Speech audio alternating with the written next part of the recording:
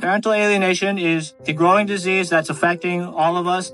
How is it possible to turn a child against his or her own parent? The idea itself seems preposterous. From an outside point of view, the idea of a child turning against a parent seems like that specific parent clearly did something worthy of anger and hatred.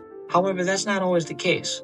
The alienating parent portrays him or herself as the Almighty, capable of giving and taking. No child wants to see his or her parents split apart. So naturally, if a husband and wife walk away from each other, who is to say that if the relationship goes sour, the mother or father won't walk away from the child? And that is the realization the divorce creates for the child.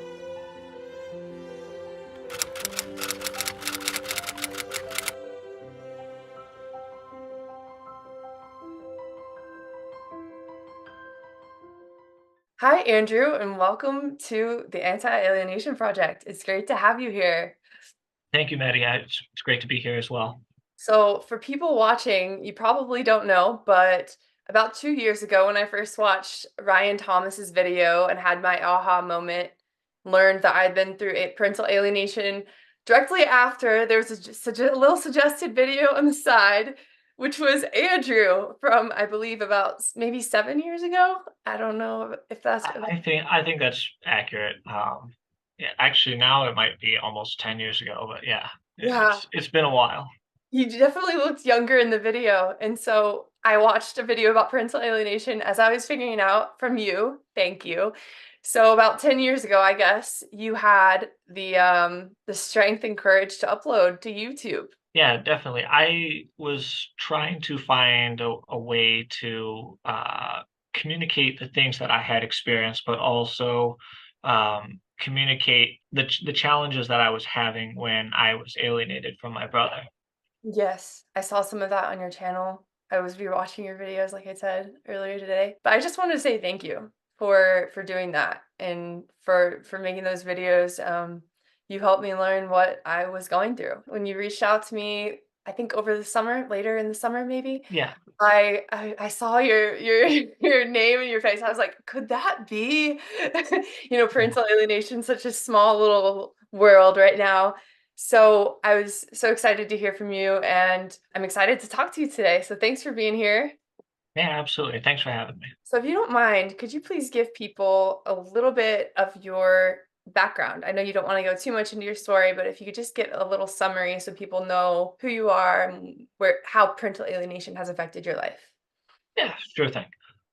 So name's Andrew Faulkner. I was alienated from my mother for right about 13 years.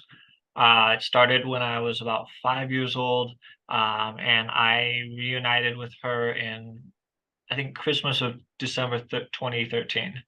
And so I was about 18 years old at the time. I remember when the alienation started, it was shortly after the divorce. My dad was really pushing hard to get his career going, and one of the challenges that comes with that is, he needed to be at work more often to show up and be the kind of guy that would more likely get promoted, which means he needed to have someone to watch over myself and my younger brother.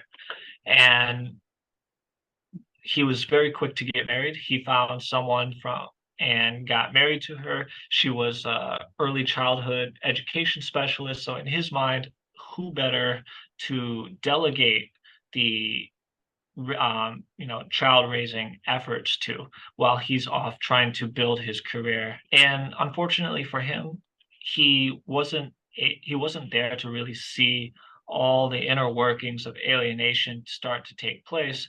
And he would come home and see, well, Andrew and his brother are angry at their mom. Well, I'm angry at their mom, so it must be justified.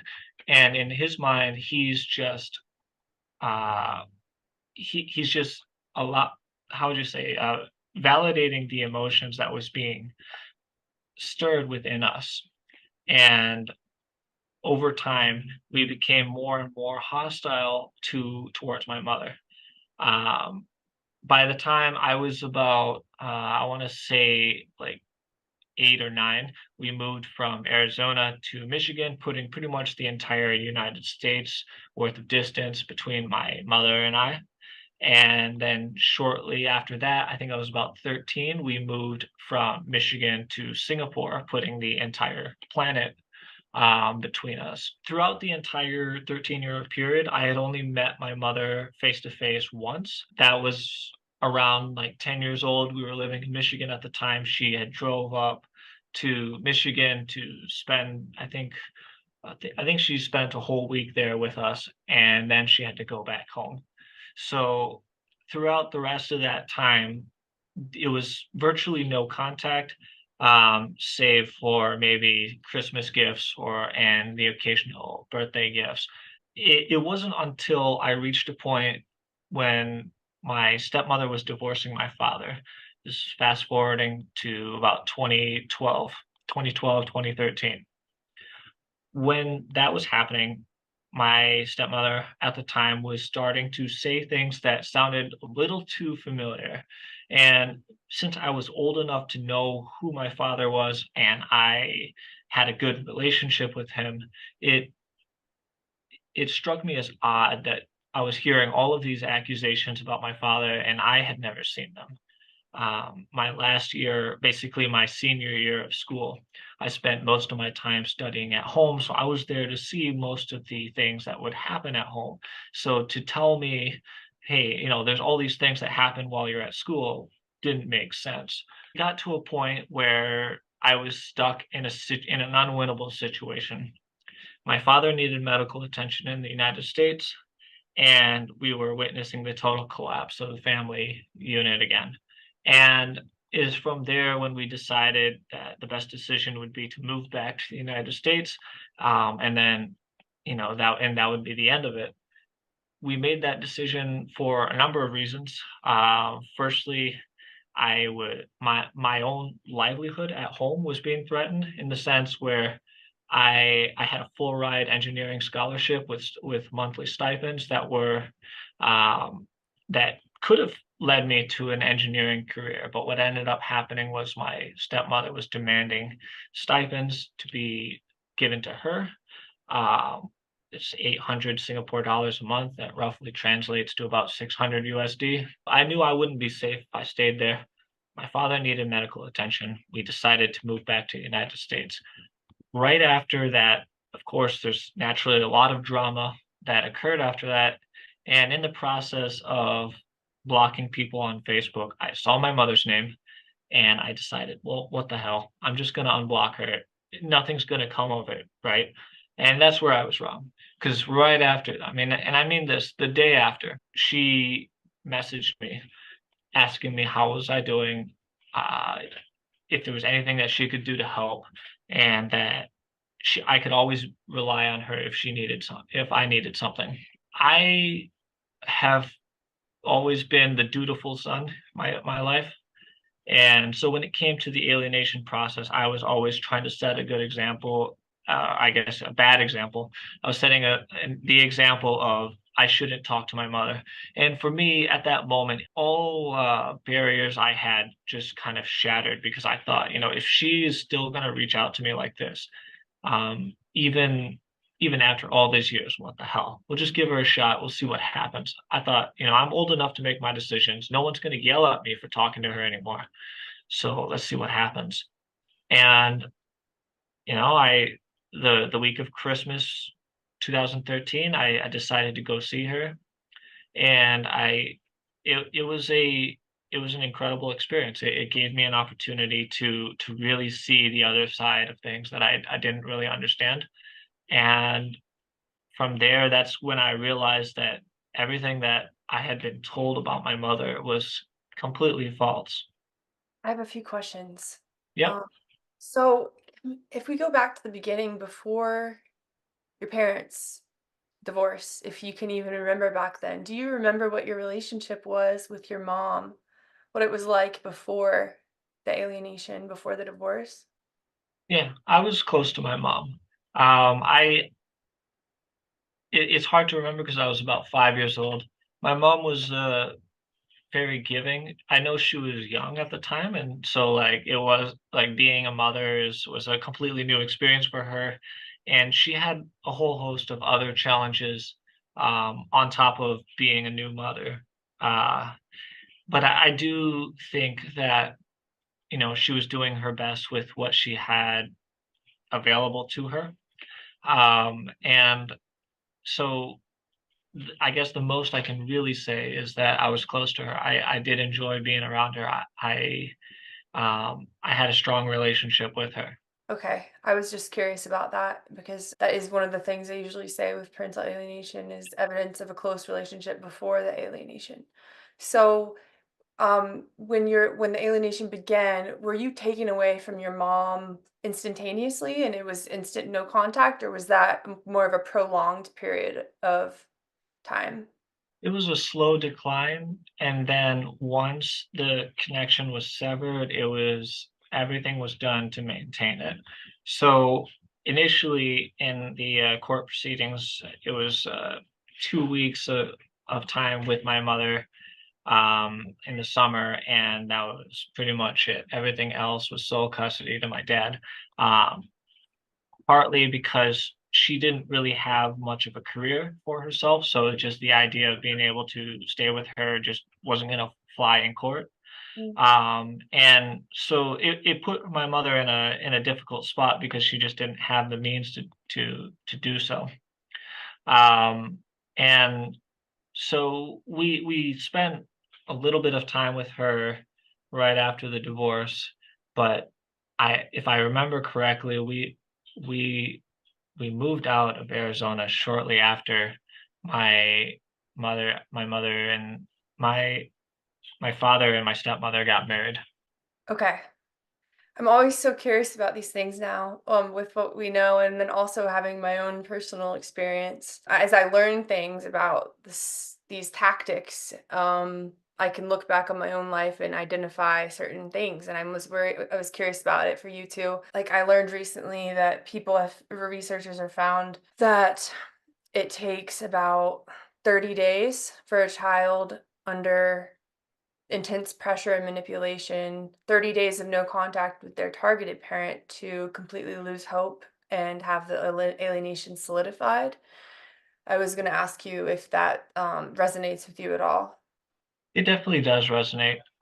Considering that, when you're under that much pressure, it it triggers you into a state of survival mode, and in a way your ability to see the bigger picture diminishes because you're going to have this narrow focus on just staying out of trouble, staying out of any potential um, abusive behaviors that might be thrown at you. So I mean it'll vary amongst lots of kids. In my case, getting hit was something that happened. Getting yelled at was something that would happen often, as well as a lot of verbal insults, and none of that feels good. And as a kid, your only thoughts are like, how do I make sure I don't get punished again? How do I make sure I don't get yelled at again?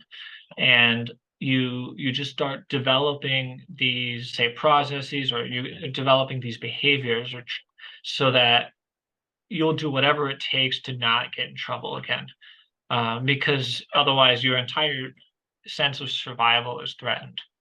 Absolutely. If you don't feel comfortable answering this, totally fine. I do just I'm curious, and I bet a lot of other people are curious. What were your was your attitude or feeling like toward your stepmom growing up? Did you have loving feelings toward her? Were you afraid of her, angry at her? How would you characterize that? So often in a toxic relationship, uh, there's this huge polarity between being very, very sweet and nice and being very, very mean and toxic. And the that that individual can switch back and forth really quickly. They'll it's almost like they beat you with a stick in 1 minute, and then the next minute they're I don't know, rubbing ointment on the wound and telling you that you can't be bad, you can't be bad, you gotta otherwise bad things will happen. And pretending like that, it's like a look what you made me do kind of game, you could say. As kids, of course, we don't fully understand the emotional complexity of that type of toxic relationship. And what ends up happening is we started looking up to her as our mother figure. I stopped calling my own mother mom when I was 5. I was calling her by her first name whenever she would call on the phone or something like that. And I would give my stepmother the title of mom.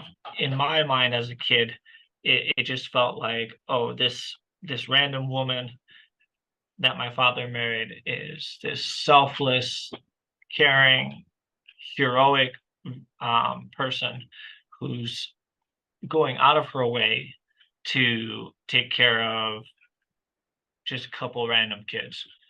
And I ended up putting her on a pedestal. Mm. She put herself on a pedestal? Course. I mean, like that in a way, like she has to set some sort of example, and then she would try and reinforce that so that it feels like it's our beliefs. Absolutely. I was definitely made to believe it was all my beliefs too. Going back to when you got that message about from your mom on Facebook and you met up with her, I would love to know more about that if you're willing to talk about that, about what it was like to even put yourself out there to respond, or to challenge your beliefs, and then what it was like to see her and meet with her. Yeah, absolutely. I will first put out this disclaimer by saying that everyone's going to react differently, based on number of circumstances. But for me, I have always been the get it done guy. I've always been I'm the oldest sibling, so like I'm in charge, I'm responsible for things. And the, there's a lot of pressure for like if something's not done correctly or if it's not um then I need to fix it. I need to take care of it because that's the right thing to do. So for my feelings when I realized the truth was the overwhelming sense of I am responsible for this. Oh, I have to do something about it. yeah. And in some ways that was incredibly beneficial because I didn't dissociate or avoid it. I didn't cower away or like try and pretend nothing happened. I took complete responsibility as much as I could on building a relationship with my mother that would it won't account for all the missing time. It won't make up for any of that, but I can at least give her something that she can hold on to so that as she lives out the rest of her life, she can go to sleep at night knowing, you know what, all that pain really sucked, but at least we managed to have something in the end. And I think that mindset has helped me a lot, but I can't say that other kids would have that mindset because everyone's different. Everyone handles these challenges differently. Um, but taking ownership has helped me a lot. Part of it is holding myself accountable. I'm not, and when I say that, I don't want to make it look like I spend my time, in a corner in the room saying, "Oh, I'm so guilty. I'm so stupid." No, I don't do that. But what I do is I say, "Okay, I have to fix this. I have to fix it and make it better, and I'm going to do whatever it takes."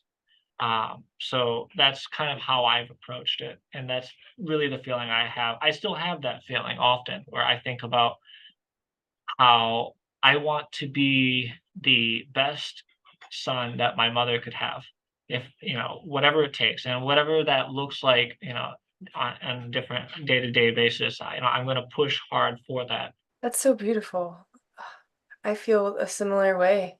And do you think that part of that feeling of wanting to make things right and take responsibility and enact change is what made you want to go public in some way or try to help other people who've been through this?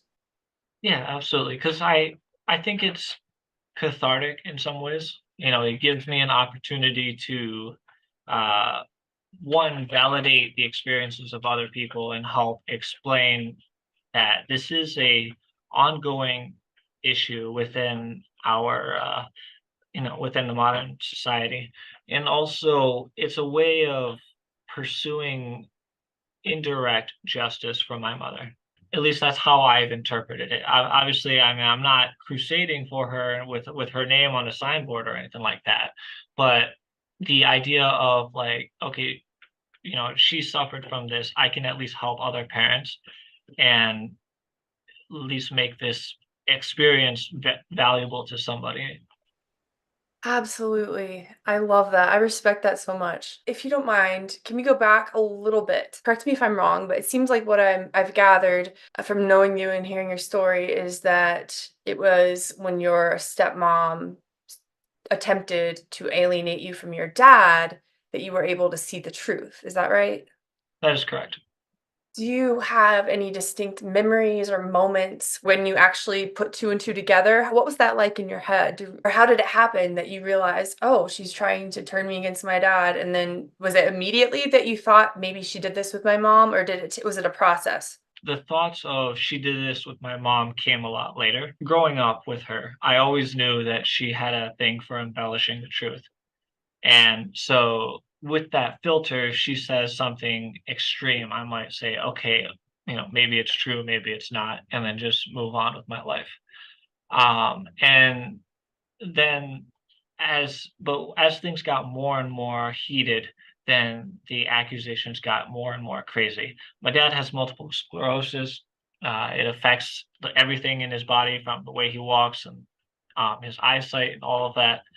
And so when he's taking medication for that, one example would be sleeping pills, because insomnia is a common side effect of MS.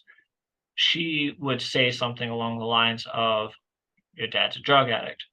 Mm. And so as a you know maybe, how'd you say it? Let me rephrase that. When you hear something like that, an accusation like that, it's pure shock value. It's like, it's like a slasher movie, where you watch it and it scares you for the first time, but then after you watch it again, you realize, oh, this is all fake. So shock value is one of the core things that the stepmother would use. So once you reach a point where you realize, okay, hold up, these are just big scary things that she's throwing at me, that um and I know what those things, I know what a drug addict looks like. I know what an alcoholic looks like. And I would compare that with who my father was and who I knew him to be.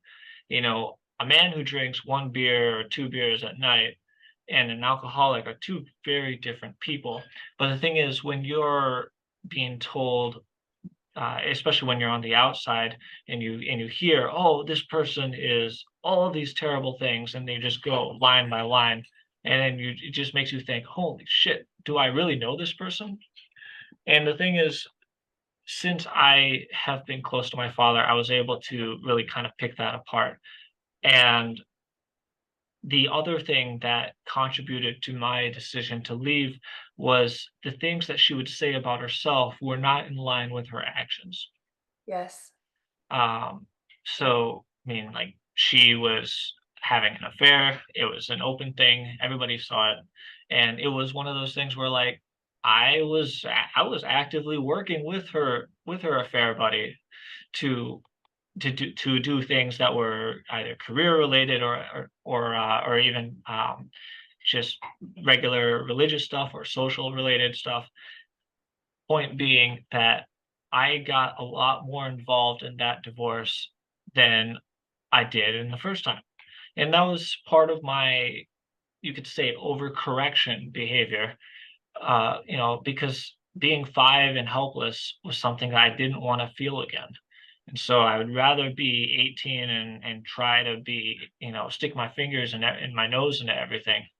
And from there, I was able to, you could say, play detective and try and figure out what's actually going on in the divorce, because I had a lot of adults telling me things that my stepmother was saying, and they were just so extreme, and none of it made sense. So you had some social reinforcement outside of what your stepmother was telling you? Yeah, I mean, my stepmother's daughter and was kind of like stepmother 2.0. Boy, this is all sounding very familiar to me.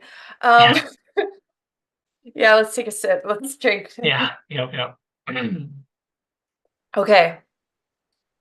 I know we're gonna have some people watch this video who have been alienated from their parents, and they might still be too scared to make that first step to reach out. I'd like to keep that in mind if we could. I would like to hear your perspective, anything you've learned. It's such an overwhelming process and scary, at least it was for me, that I can understand why some people would be too scared to make that first step. How did that go for you, and what would you tell other people who are debating whether or not to reconnect with that parent?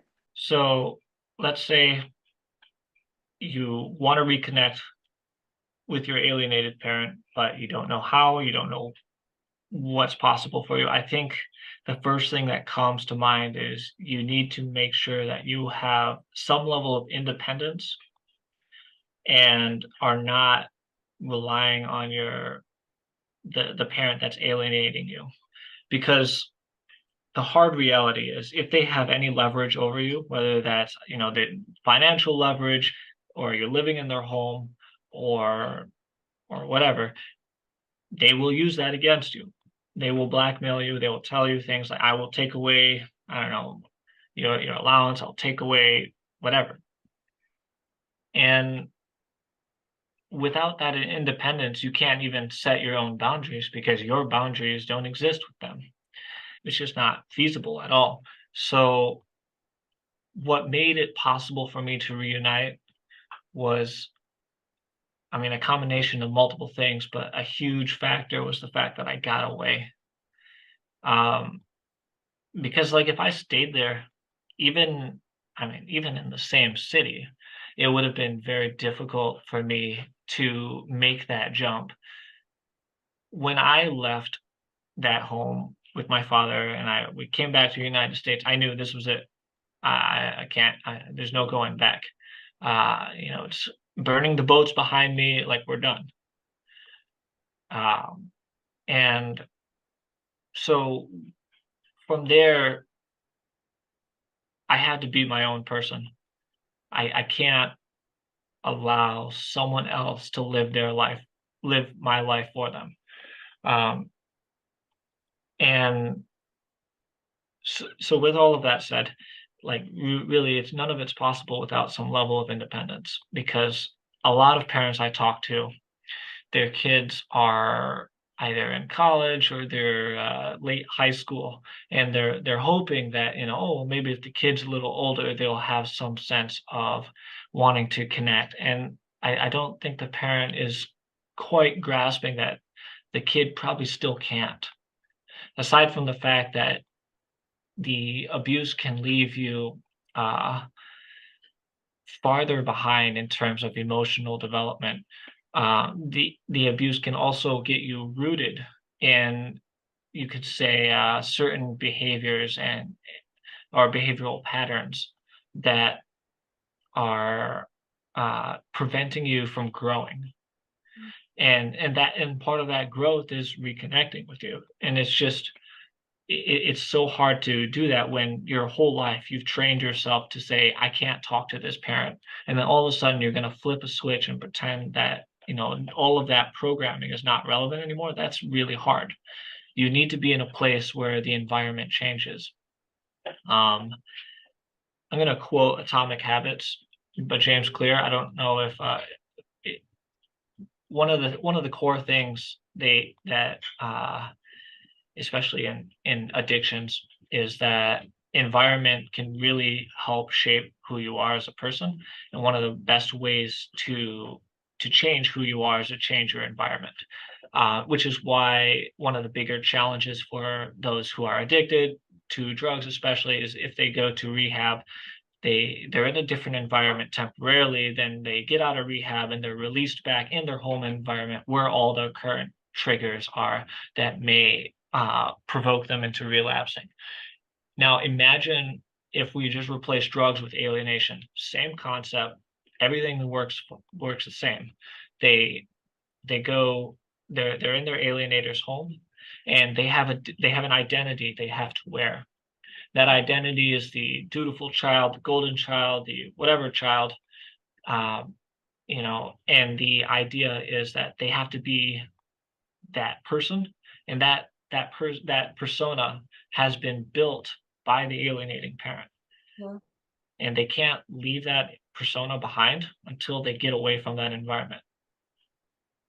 I'm so glad you said that because I agree 100%.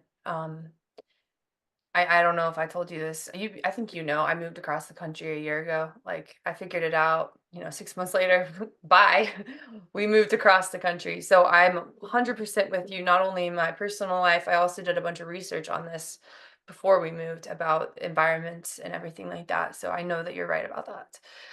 You kept mentioning persona, which made me think about something. And I've heard people argue about this, but since we've actually lived through the alienation as children, teens, young adults, I think it might be interesting if we could touch on this for a minute. And that is the topic of parental alienation being a form of a cult.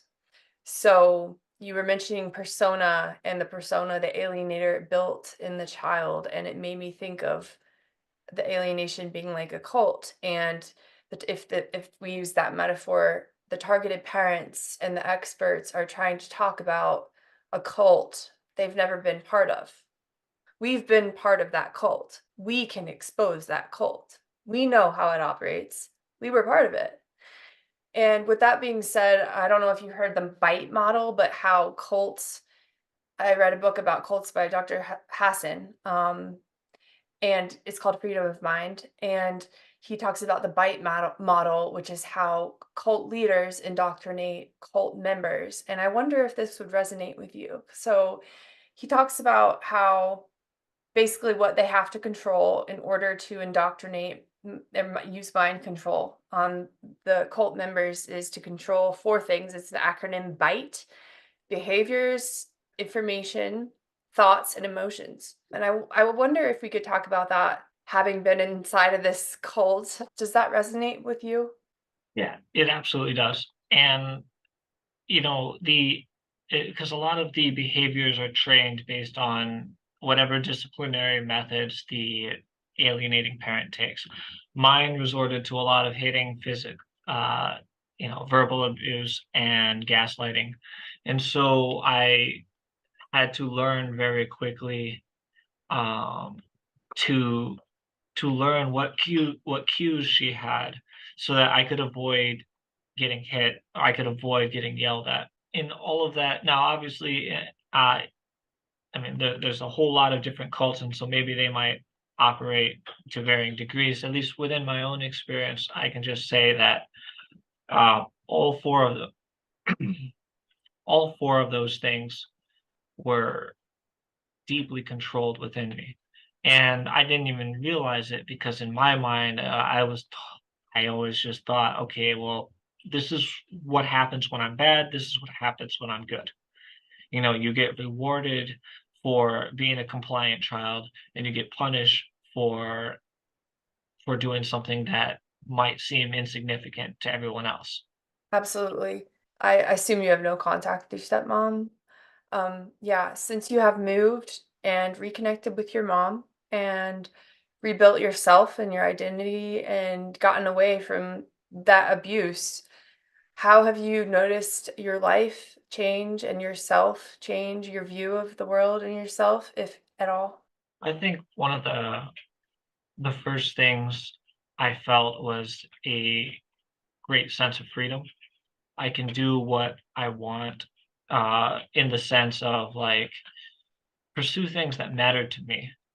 Um, I tried hard to, when I was older, to try and do things that I was interested in, especially once I hit those teenage years, because that's those are the years where hormonally you're the most rebellious. You're trying to express yourself and trying to figure out who you are. Um, and so like I remember leading up to leaving. So we'll just say from 16 to 18. Those are the years where like I'm trying to become a young adult, and I'm trying to become at least a good man. And I remember choosing not to date because I knew that if I did, I would put some random girl that I would care about and in harm's way, because I knew that she my stepmother would probably do something to hurt her, and I wouldn't know what, and I'd feel guilty about that. It was something that happened. I was my first girlfriend and I broke up in 2 weeks, not because of a failure within the relationship, but because I was told either you break up with her or I will hurt her. And in my mind, like I just didn't know what to do about that. It's like, what do you do? Once I got out of that environment, there's the freedom to really tell myself, okay, I can do the things that I'm meant to do. I can do the things that everyone does in a normal world. Whether it's pursue a career that I'm actually interested in, or find a partner that would support me and build a good life with me, or build a family that on my terms. All of those things were not possible before when I was living with her. But once I got out, I was able to slowly figure that out for myself. Sure, it took me a little longer than maybe other people might have, because I had to start from I had a kind of a late start to all of that, and that's okay. But I wasn't able to start until I got away, and I think that was probably the biggest victory for myself once I got out. I remember growing up getting yelled at for reading Harry Potter. Harry Potter was the craze back then. And the thing was like, well, I was told like, "Oh, you're reading all these big books. Do you even understand books?" And I'm like, "Well, yeah. I mean, that's why I'm reading. You want me to read more? Why can't I read the books that I think are interesting?" And and so it's like the issue was like I didn't even have the freedom to choose my own books. Like it was just it's so wild. And now I have that free. I have a whole library upstairs, and I'm proud of that library. I built that library myself, and that library would not be possible if I was still living with her. And in a way, that library is symbolic of everything else in my life: the family that I'm building, the life that I'm building, the career I'm building, all of those things that are just basic components to the average human, the average modern human. Those things are so severely restricted because you have to find a career that would make the alienating parent look good. You would have to pursue activities that would make them look good. And you end up being a trophy child. Shell of yourself. Yeah. Thank you so, so much for saying all of that. I mean, not only is this helpful for other people to hear that are going to watch this episode, but I mean, thank you for me, because all of that is what I went through. So, Andrew, I know that you've been working with targeted parents, Ginger, Gentile, and the Erasing Family. I'm sure that you've been helping a lot of people. So I would love to hear some action items that you have for parents, or any types of advice, tips, things that you've learned that might be helpful for parents listening. Yeah, absolutely. I think one of the most beneficial things I've done for myself, in terms of recovering from the pain of the experience, but also to connect with my brother, who I was alienated from for a while, was instead of focusing on the science, instead of focusing on the theory, I would focus on things that are more practical within your life. And what I would suggest, in fact, would be things like personal development related things, anywhere from communication skills, leadership skills, anything to help you build your self esteem and self awareness, All of those things are far more powerful, in my opinion, than knowing the difference between, all these different theories or all the different schools of thought in alienation. You know, we've gone a long way now since the 70s when, you had Richard Gardner coming out with parental alienation syndrome, and now all of a sudden we're dropping the syndrome. And, people, there was a petition way back in like 2014, 2015 to get parental alienation in the DSM-5. Didn't happen. Dr. Childers comes out, says something else is already in there. And it's just like, none of that matters. Mm. It doesn't matter what flavor of narcissism your ex is out of the picture, and hopefully they stay out of the picture. Focus on what matters, and what matters right now is building a meaningful relationship with your kid.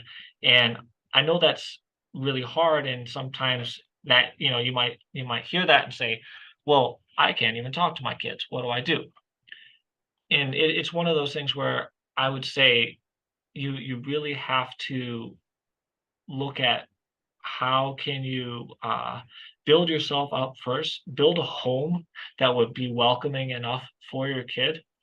Because until you do that, what's going to happen is you're going to have this awkward conversation with your kid, and then they're going to go away again, and you're going to be wondering, like, how do I reach out to them?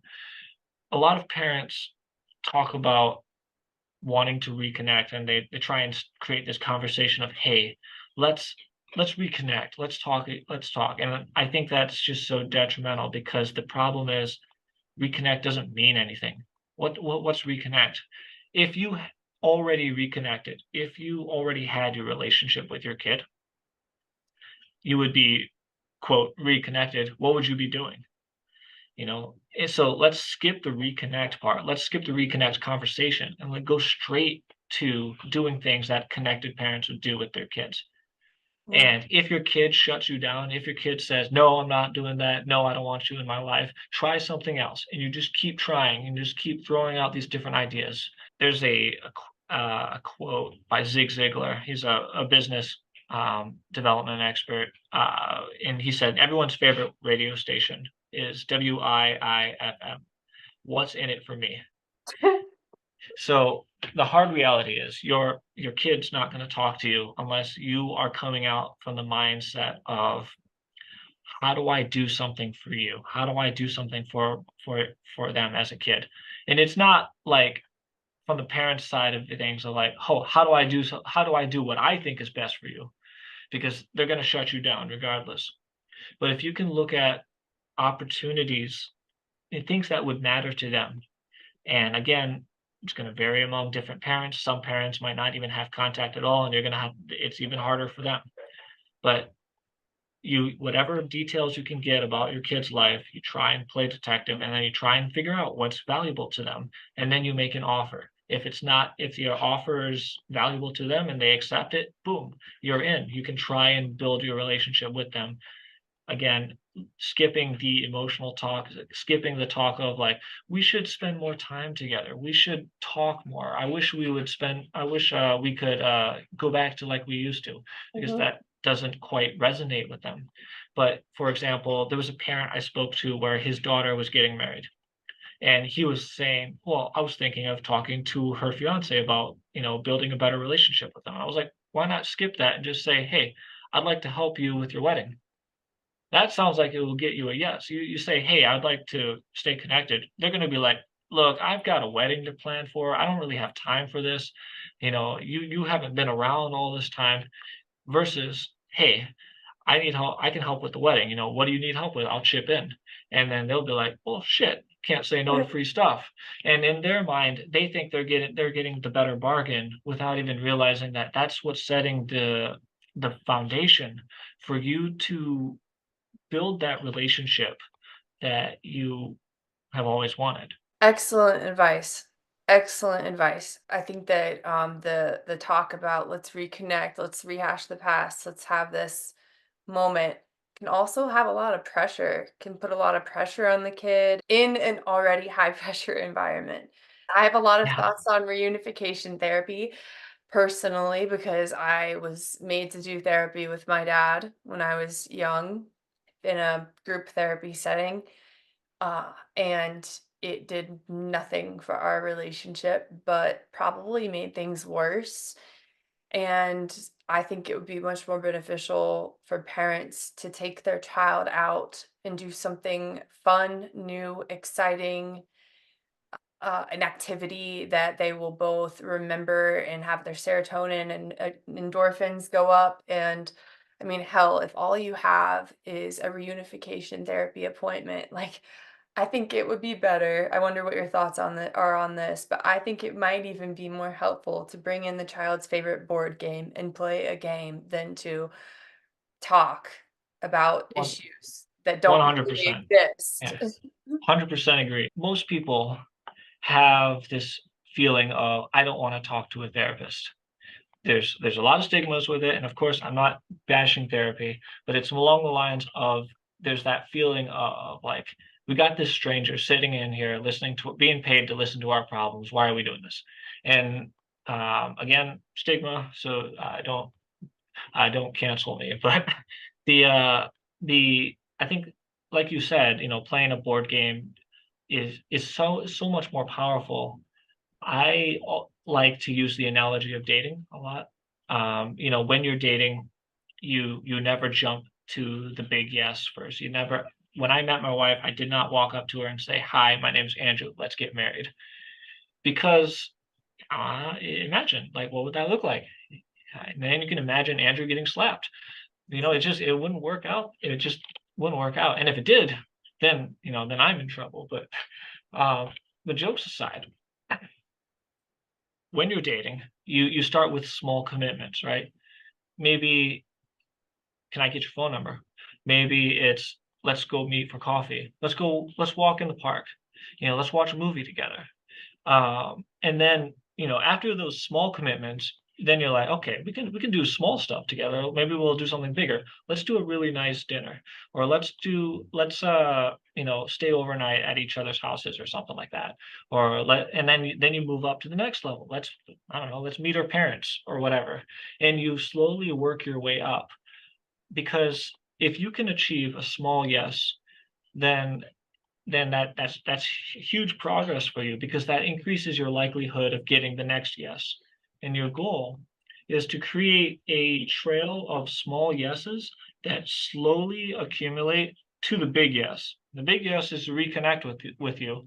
But again, like I was saying earlier, we're not going to say, let's reconnect.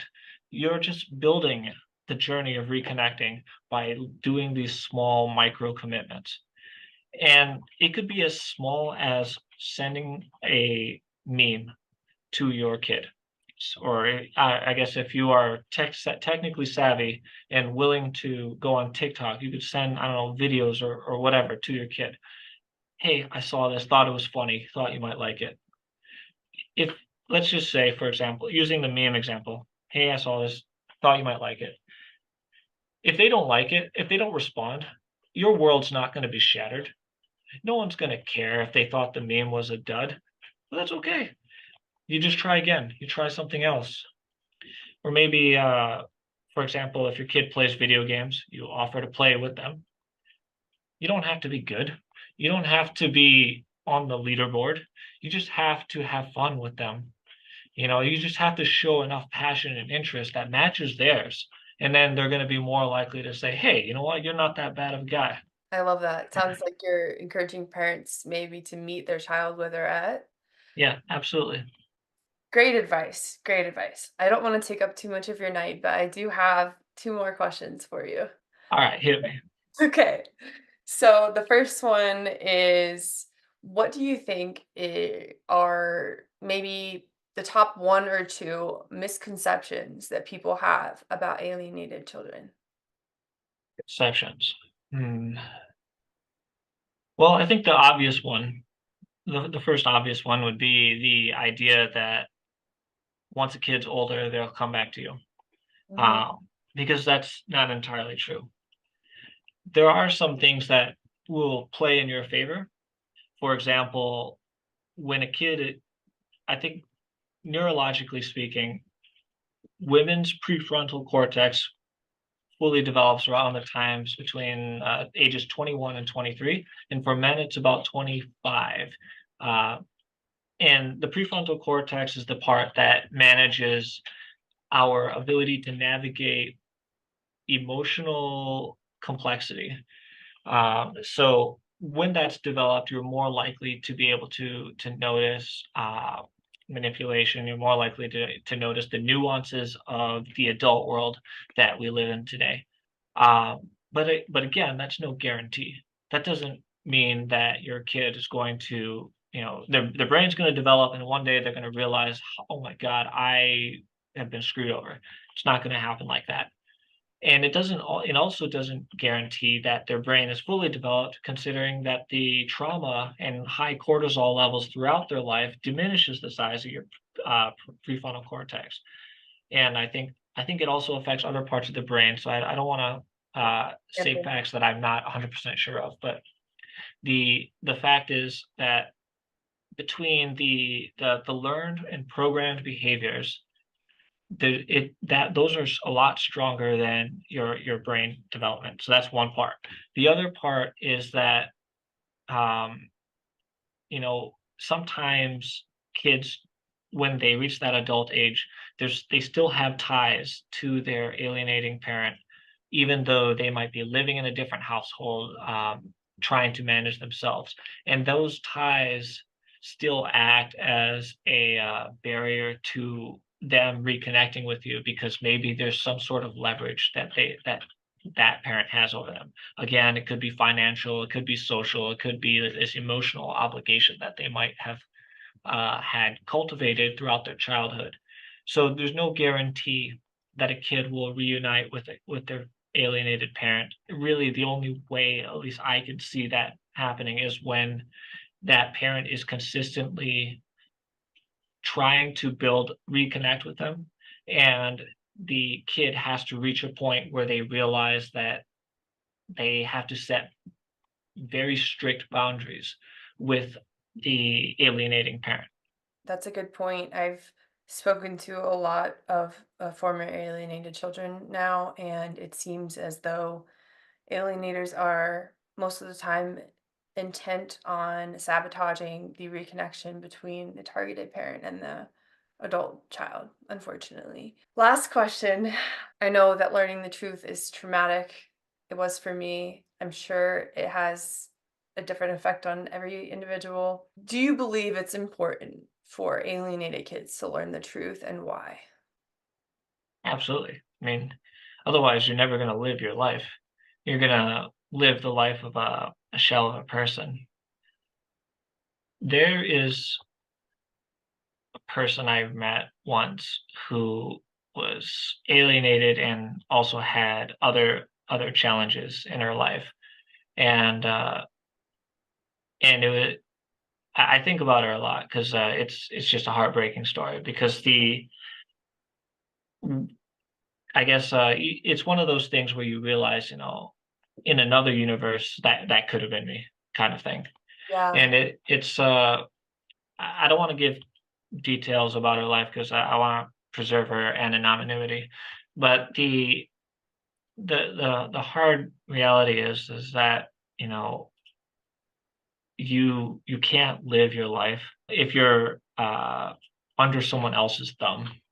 You can't live your life. You can't be the person you could be. You can't live up to your potential if you are trapped underneath the layers of trauma and abuse and learned behaviors and all of that stuff. And you can't provide a meaningful life for any kids that you have in the future either, because you will be projecting whatever inner turmoil within yourself onto them, and however that may manifest. I mean, I don't want to push the myth that alienated kids lead to alienating parents, because I don't believe that's true.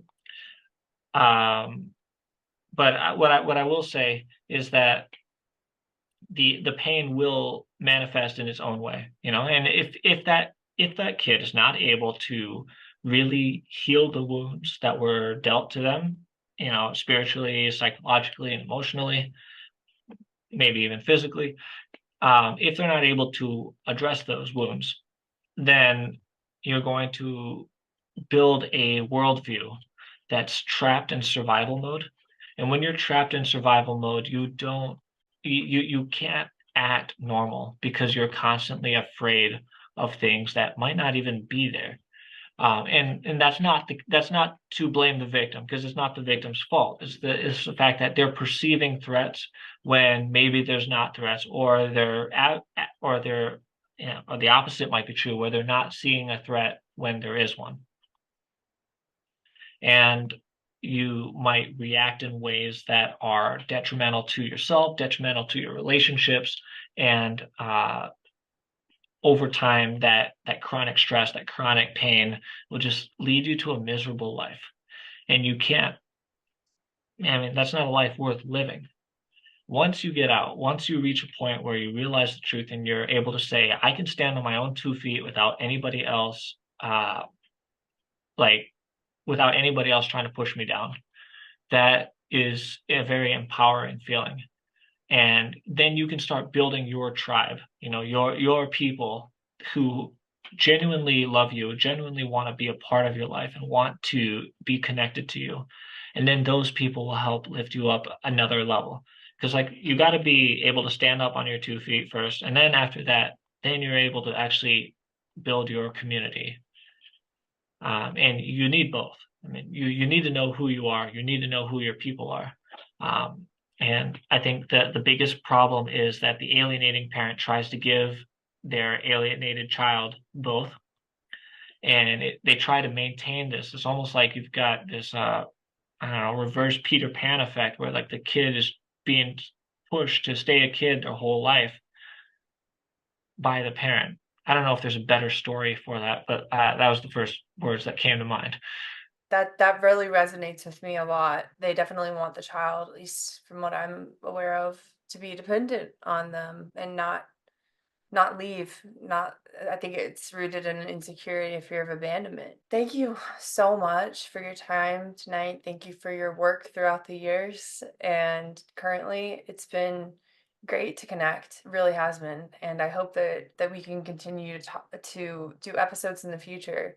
I know that people are gonna love hearing all of this because you've offered a lot of insight, but then also, like you said, action steps that parents can take. I think that as we come together and we amplify our voices, people will start to take this seriously. Yeah, absolutely. Yeah. I mean, the hard reality is there's so many people out there that know what alienation is. They just don't know the word. They don't know that it exists as a behavioral pattern. And I've talked to a lot of people where things just kind of meandered their way into this part of my life. And then they're like, oh, yeah, you know what? I actually had something like that happen. Maybe it wasn't as extreme as you, but then they'd go down that line. It's a lot more prevalent than most people think. Oh yeah. I mean, whenever I talk about it with people, they're aware of the phenomenon and usually they know somebody in their personal life who's been through it, if not their own experience and their own family members. Thank you so much, Andrew. I'm sure that some parents are going to be wondering how they can contact you or how they can follow along in your endeavors and your work. Is there one social media platform you prefer? Facebook's probably the easiest to reach me. I mean, you can find me basically at Andrew Faulkner on almost everything. But I'm around for a guest speaking and stuff like that. I just don't do as much as I used to. Well, thank you so much for giving me your time tonight. I really appreciate you sharing your knowledge, and thanks for, speaking out and having the courage to do that. It's not easy. I really admire you for it. Yeah, absolutely. Thank you for having me, and I'm sure we'll do it again. Sounds good.